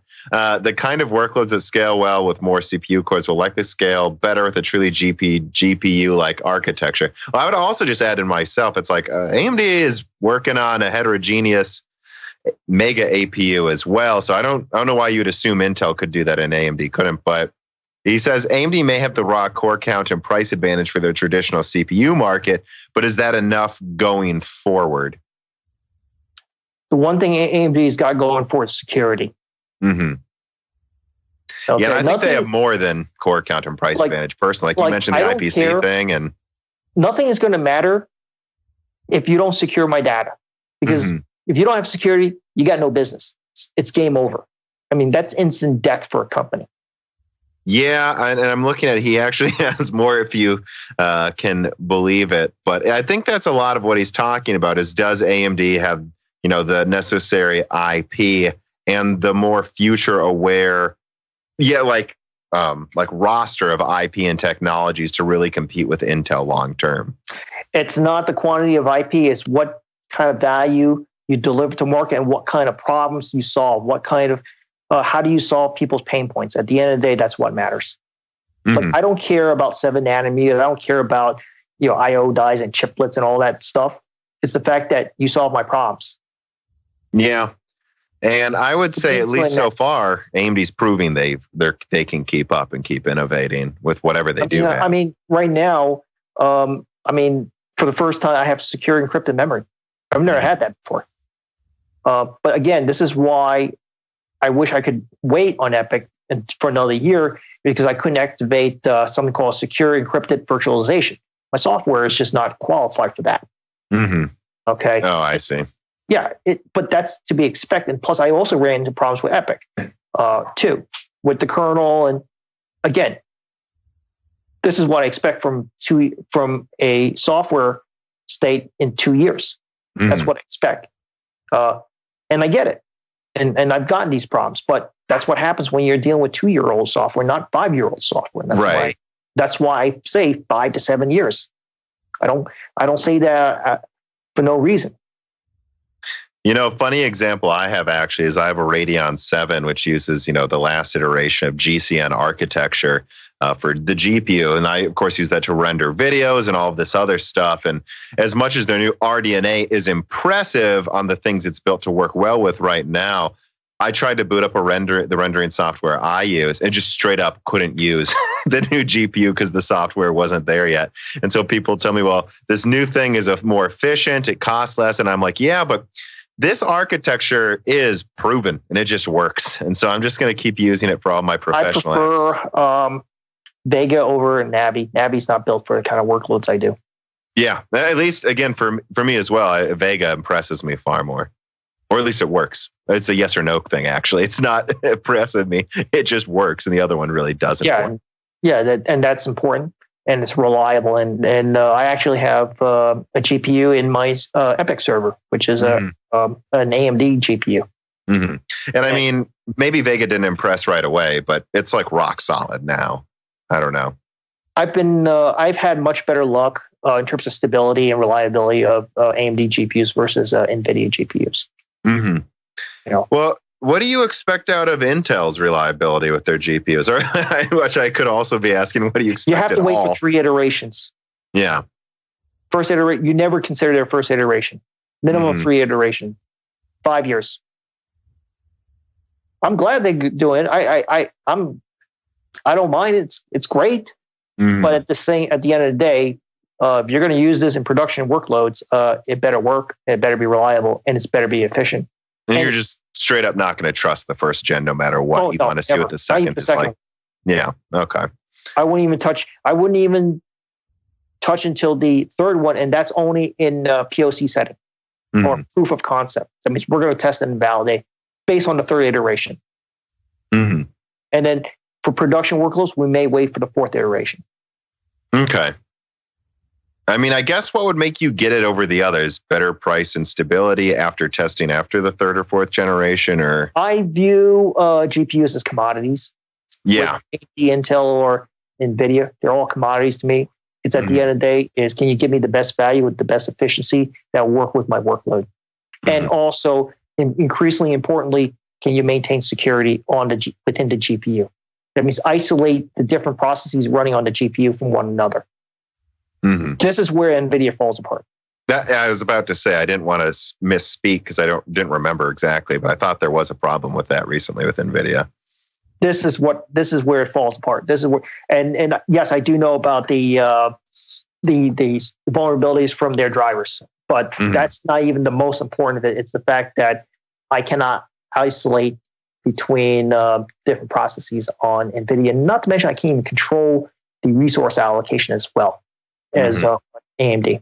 And so NVIDIA is really designed for single workload, single app, single workload type of environment. And it's bloody fast. It's faster than AMD, but it's really designed for a single workload, which I don't run it in that setting. And it's also best run when you run the application on a native host, which means I can't do virtualization on it because now I'm running the application native on the host, which destroys all sense of security, all the security boundaries. So because you're running on the actual host, you're not running within a virtual machine. That means you have to basically allocate a dedicated node, a hardware platform for NVIDIA. And I'm not going to do that. I mean, that's complete waste. It's funny you mentioned running multiple loads at once because I noticed with my Radeon 7 that I was able to render and play Battlefield 5 online at the same time. And it was actually my CPU that was the bottleneck. I'm running those two operations at once. I am not surprised. And the Vega card was just like, didn't even notice the two workloads running at once. It depends on what your workloads are. Of course, I could not be mining and gaming at the same time. You use NVIDIA where NVIDIA is best in. You use AMD where AMD is best in. What is Intel's best in? We don't know. We don't know yet. Yeah. Yeah, we don't know. So Nils writes in and he says, for servers in large compute nodes, do they use normal networking interconnects like 10G or 50G Ethernet, or is there another type of interconnect? Are there any more advanced ones in development? What would be better interconnects? Infinity band in development? That's the big one. Yeah, that's low latency. So what do you use now, though? Not Ethernet. What do you use now? Ethernet is just used for management, but the problem is Ethernet is a very high latency connection. Yeah. And I know so little about servers. You use Cat 6 or what do you use? Cat 5es. Okay. Basic Cat 5e. It's when you go to 10 so that's lower latency compared to Ethernet. Then what else is better? 10 gig copper needs Cat 6. And I have two servers, and the interconnect there is 10 gigs. And yes, I do use Cat 6 for that. Okay. But the rest, just Cat 5e. Generally, you go past 10 gigs, you use fiber. The problem is that because of where I am, you can have other people that can go in there and they can end up bending the fiber too far. The problem with fiber is you can't really touch it. You got to keep it stable because the turning radius, they have a minimum turning radius. So if they bend it too much, that can cause connection problems. Mm-hmm. So because other people can access the rack, yes, it's under supervision, but they can access it. You just can't have fiber. And so what makes what you said, Infinity Band, what makes that better? Low latency. Mm-hmm. That's really an area, that's HPC. I'm not as familiar with that. I know. I know about it because during one of those professional meetups, we had a person that works exclusively in HPC, and we learned a lot from the guy. That's how I learned a lot about the HPC stuff. And I remember this too. And you asked me about this earlier. Justin Parrish writes in, he says, how did the undervolting and stability experiments go with the 2700X in your home rig? So I remember you were talking about that the previous podcast. This was a while ago, but. I haven't really. Unfortunately, I couldn't do it because my Xeon was collapsing so hard that I had to use it, press it into service as a server just to handle the load. And do it quickly. Yeah, I didn't have the time. Unfortunately, the Xeon was collapsing way too fast. Mm-hmm. So you were asking me about that today, though. Yeah, actually. Black Friday, usually I don't really care about it. Found I got a 2700X and a motherboard. My brother did too. Yeah, for $130. It's insane. I think about $200, and then I had a case for like $100. And I was just trying to keep the cost low because I just got done buying my Epic, so that's $11,000. Mm-hmm. And so this one here is really to supplement my other 2700 non-X. And the reason is that my Xeon, which now I run it at home, the problem is that it's just sucking up so much power that if I can get a couple of Ryzens going, run them at 1.7 gigahertz, I'll probably consume, I know the 2700 would consume about 25 watts at full tilt. Mm-hmm. So if I get two of them running at 50 watts, I can run the same number of virtual machines and save 200 watts. You have two machines running at 50 watts combined versus my Xeon running at 260 watts. Now it's much lower. That's because I took out most of the hardware off. So that's why it's not going to consume me as much. Mm-hmm. But when it was in the data set, it was consuming well over 300 watts. And my Epic right now is consuming 380 watts. So you're talking about an extra 50, 60 more watts, but you're getting like 8 times the capacity. Mm-hmm. And actually, that thing is an absolute beast. I throw workload at it and it's not filling up the machine. So it feels like a bottomless pit. Yeah. Okay, so I guess that's all of the reader mail I have. I think we hit almost all of the points that I had written down too. But was there, we got a little bit of time left. Was there anything else you wanted to talk about, bring up, discuss that's going on right now? The floor is completely yours. I actually have working on a little project. I was planning to work on a little project probably about a year and a half from now. And it was during one of the meetups, they had a business with really old Sun machines back in the 90s. And it's still running. Like, good golly, that machine would die. If that machine dies, then you're done. And those days of you having to and find the parts on eBay, it's actually getting very hard to get parts on eBay. Yeah. I was like thinking, is there's a way you can actually emulate the software? And the software is critical for that business. And it's like, maybe if I could take, so I've been kind of working on a little project where I can run an older Solaris system. And why I want to keep the older operating system, because you just want to keep it stable. You just don't want to make any changes. Mm-hmm. Security is not as much of a factor as these things will be air gapped. They're going to be sealed off. Mm-hmm. So, and they got no security anyway. So it's besides the point. And then you can, you run using KVM QEMU, you can run Solaris on it. the Spark. I actually got it going. I was thinking, I got it running on Ryzen, see what we can do on Intel, because I'm sure if someone wants it, they may want Intel. They may feel only comfortable with Intel. So, okay, fine, nothing wrong with it. They're the customer. And I was thinking, hey, year and a half now, I can probably get a 9900 KS when the prices drop down, because right now it's a little ridiculous. Okay, underclock the hell out of it. Run it only at around 800 megahertz. Take a 9900K, run it at 800 megahertz. Put it in a little 1U embedded server chassis. Get a super micro motherboard, because they have something called IPMI, BMC IPMI, which allows remote management. And put 64 gigs of RAM and run these virtual machines on. You can run about up to 14 of them on a 9900K, running at 800 megahertz. And the reason I want to underclock it that low is because these old software, the problem is that they don't allow the CPU to rest. So they keep sending interrupts into the CPU. And so they're going to run the CPU at maximum speed. And so that becomes a problem when you have multi-gigahertz machines.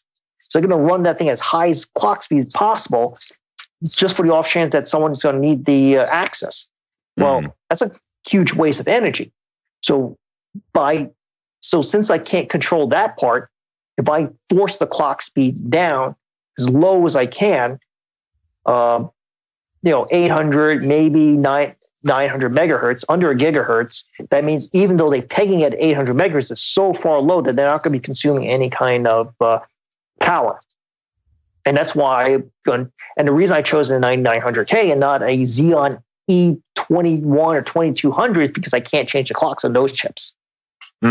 So while your gamers are buying these chips to send their clock speed, basically putting these magical potions and in their vain attempt to send them into the cosmos, send their clock speeds to the cosmos. Get what's effectively 5% more performance. Yeah. I don't care. Just send their clock speeds into cosmos. And the same thing. It's about the number, not even the performance. I know. They're drag racing. And same thing with same thing with people with their rickety Ryzens, their little Ryzens and their little 9900Ks. And instead of just shooting them to the moon or shooting them out to beyond the heliosphere, I'm going to drop that clock speed all the way as low as possible, just enough so that you don't feel the performance impact, but that you also maximize your power savings. And then if you run your clocks, you run the chips so low, that thing's going to last for a very long time. That's the other thing. You want that machine just to sit there and do nothing, not have to worry about. That system, you take a 9900K, underclock it to that low frequency, you probably can keep that machine running for 25 years. Yeah, probably. And that's music to a business eye. So you get this work done, that machine will run for 25 years. This one little thing here that's not that big of a deal, but you don't have to worry about. 20, 30 watts. That's it.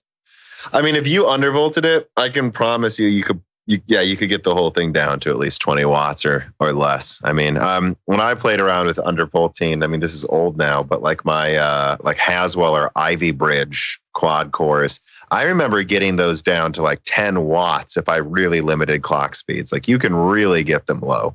You have to undervolt it, but yeah.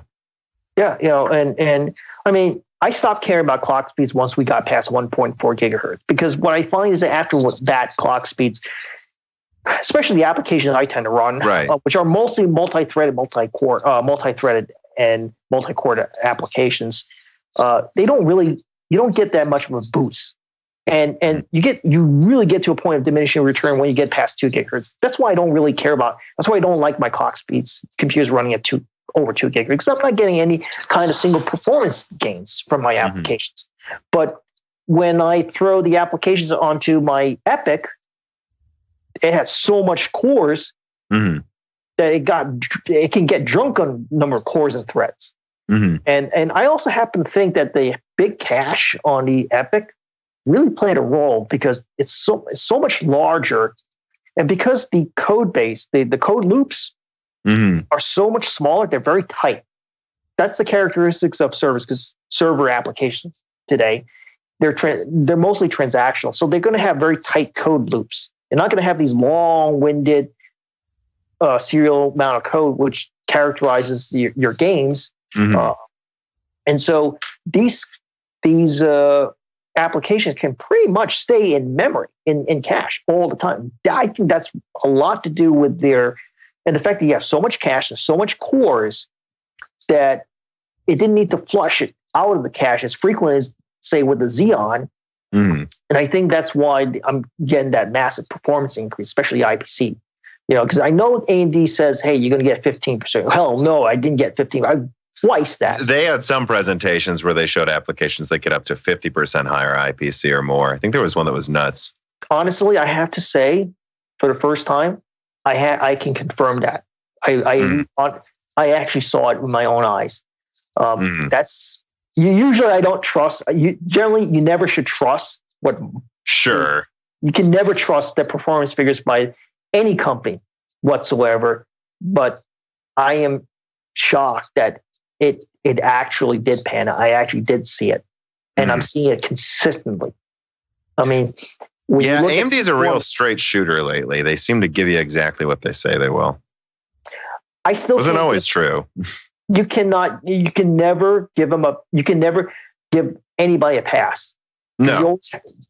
And so while I was surprised with Zen 2, I will not, they have to prove to me again with Zen 3. I will not trust Zen 3's performance. Well, Zen 3 is supposedly going to have even more cache per core than they might even have for some models. They might even have like an L4 cache. You need to see it working in of course. Yeah. I'm just, I think if you like cache, you're good. You're going to love Zen 3. I was trying to get... Although you already got Zen 2. Unfortunately, I was trying to get to Zen 3, but Intel just didn't give me a chance. That's the problem. Yeah. Well, Zen 4 will be better than Zen 3, so don't worry about it. I won't consider Zen 4, and that's because the platform is new, the memory is new, Yeah, you're right. Even for server, it'll be a new platform. Yeah. I usually like to wait for the last generation before they switch to a new generation, new platform. I want to get the platform just before it gets retired. Because it's more matured? Way more matured. Maturity is important. That's why I said I don't like to be early adopter. This buying the Zen 2 is kind of really out of my typical pattern. Well, it's kind of true for me as well. I mean, I remember when people who bought Zen 1 stuff, there were some stability issues. There were some BIOS updates that you needed, and Zen 2 has been more stable, but it still had a little growing pains. I think by now it is pretty stable. I mean, for my uses, and I was planning to wait till Zen 3 as well, because for the same reason I just want the thing to bloody work when I use anything I could want to use. I think it's almost there already, and again, it's like Intel doesn't really give me a choice anymore. So, well, that's why I wait. You never get a new product at launch. That's a dumb thing to do. Completely dumb, whether servers or consumer. Consumer, you got to wait 3 months. Servers, generally 4 to 6 months. Yeah, 3 months actually. Yeah, that's about right. I mean, Zen 2 came out July for consumers. Right about now, it's very mature. It's a completely dumb thing to do. Well, I mean, if you have to, I guess you have to, but there's a decent chance that something just straight up might not work that you didn't expect. Well, I mean, I had to with Epic, and yeah, I got hit. But I mean, I was ready for it. I knew I've been doing this for a while, so for a long time. So I mean, I knew that there was a chance, and sure enough, it happened. So, but you dealt with it. It is what it is. And but generally, if things are normal, it's 4 to 6 months for a server. Same. I mean, it's the same thing with the Xeon. When I bought the Xeon, it was also at least 6 months into its release cycle. Once I got the Xeon, it was like a couple of months later they came out with the X Scalable, the Skylake based Xeons, which once I look at it, it was horrible. I believe that Broadwell is actually superior to Skylake. I've said that before on my channel for a bunch of other reasons. It's funny. Unfortunately, you say that Broadwell just absolutely gets destroyed by these mitigations. Yeah. If not for the mitigation, it was a fantastic chip. I had a Broadwell CPU. My brother actually has a Broadwell i7, which they made barely any of those for consumers, but he actually got one because some freak deal that happened. And that was always one of those things where I was like, everyone talks about Skylake, but I'm like, I don't know. I think Broadwell, the problem was they just couldn't make the chips because the process didn't work at the time. But Broadwell actually was a fantastic architecture. It's actually a superior architecture. So it's much more efficient than Skylake. Mm-hmm. It is. It's more efficient. My his name is Dan, is i7. I think it was like God, I don't know if I remember exactly. It was like a 77 watt quad core, and then Skylake's was 95 watts. And I remember all these reviews where they're just like, but look, it's 15% better, 20% better, and I'm like, yeah, he uses 30% more energy though. Yeah, I don't know how impressive that is. I seen that. Yeah, I can do the math. Mm-hmm. So, I wasn't going to adopt Skylake whatsoever. I mean, that if we didn't have that mitigation, I was staying on Intel, I would have just skipped that whole architecture, jump onto the next. That's what makes the security vulnerability so devastating, because you got forced into the market along with everyone else at the same time before you're even ready. Mm-hmm. And actually, I want to definitely bring something up. Actually, I was talking, to people from Red Hat. We're discussing about performance of Red Hat with Epic, things like that. And then I had someone, approach me and told me about his story about his problem with Intel at a major hospital in New York City. It's not Belleville, but it's a big hospital. I know what it is. I'm not going to disclose it. Sure, you don't need to. And they just got done around the same time I got my Xeon, over $1 million to refresh the entire servers. Mm-hmm. And they just and they're all Xeons. And when they put the mitigation down, they lost over half their performance. They lost $500,000. They just got well over $1 million. Yeah. And this is a hospital. They're not full of money, too.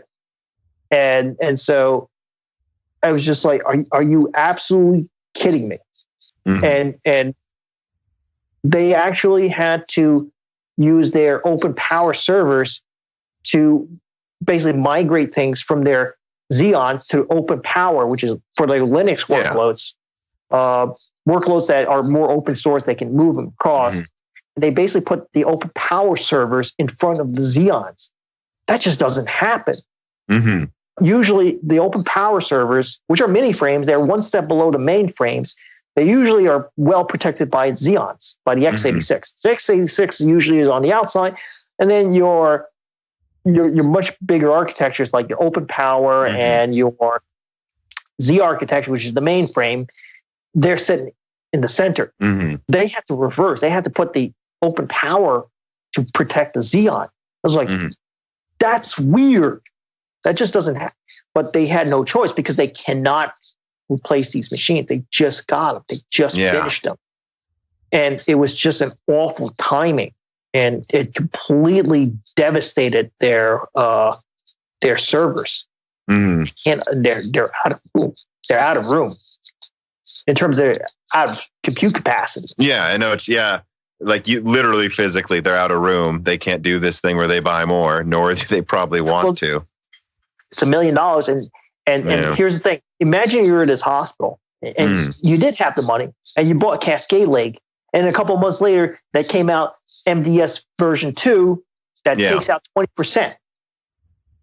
And yes, I saw the drag race benchmarks from PHO and that Linux. Yeah. I know what you're talking about. Okay. Phoronix. Yeah. I just couldn't pronounce the name. And they say about like 15%. I say, no, double it. So anything I see from them, I'm just doubling because that's what I see. That's been the history. So it's more like 20, 30%, 20, 25%. So if you are buying Cascade, so you bought Cascade Lake, and now in a few months you get hit with this thing, So the rule of thumb is if I have to buy Intel hardware, I cannot consider their threads. Their threads don't count.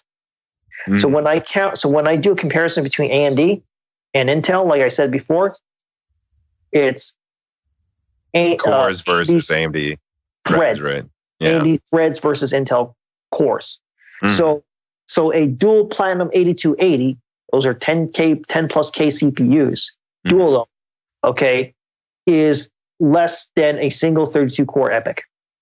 Mm-hmm. A single 8280 is the equivalent of a 16-core EPYC, which is their low end, which is the low end EPYC. The sweet spot in terms of Xeons is like anywhere from 12 to 18 cores. Kind of like 14, 16 cores are like kind of like your sweet spot. And you put 4 of them there, that's the equivalent of a 32-core EPYC.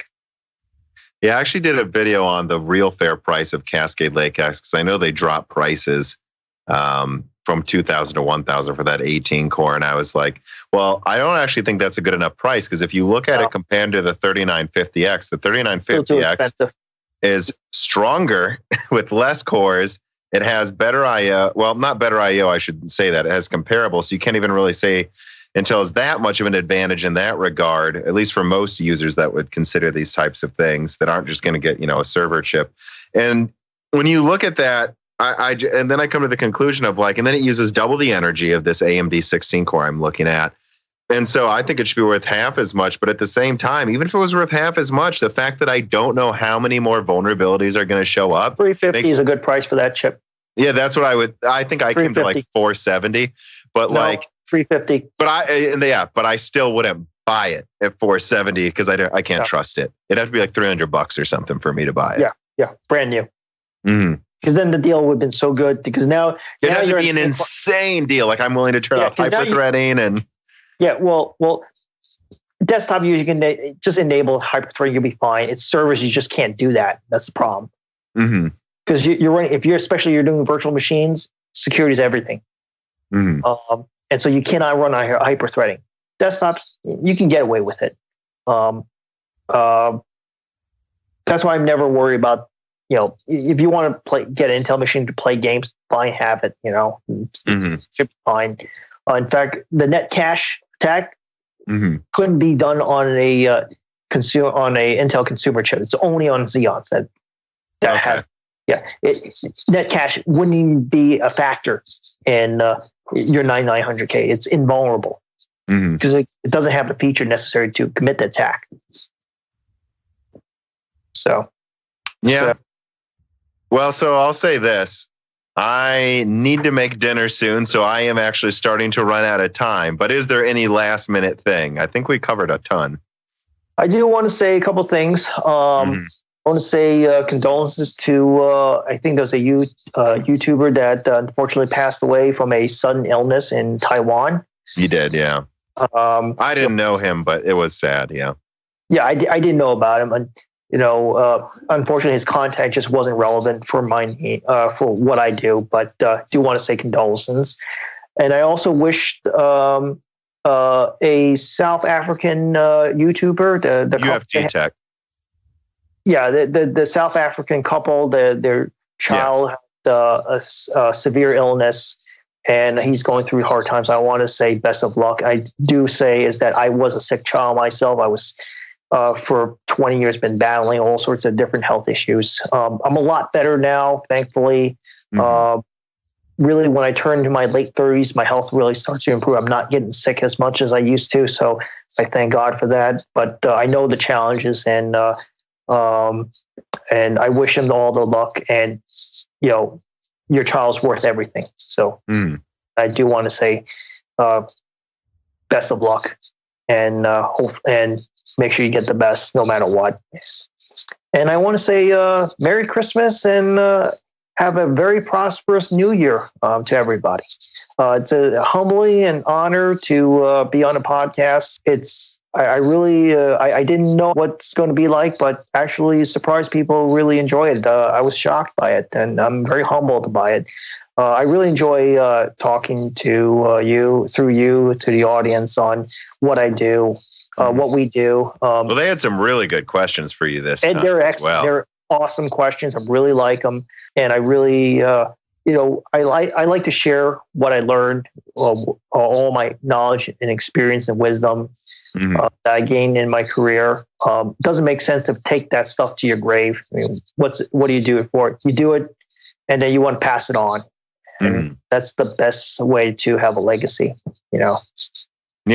One thing I will add on, though, about UFD Tech, I've never addressed it because, frankly, I didn't really know him. I mean, I liked some of his videos, but I think a lot of people kept posting comments UFD Tech's gone now, this, or make sure you donate a ton of money to help him now. And first of all, he's not gone. He's still making videos. Second of all, yes, giving money always helps. But what I would say is he's a pretty large channel. I'd say the best thing you can do, in my opinion, to help him is if he does disappear for a while, just stay subscribed to all of his stuff.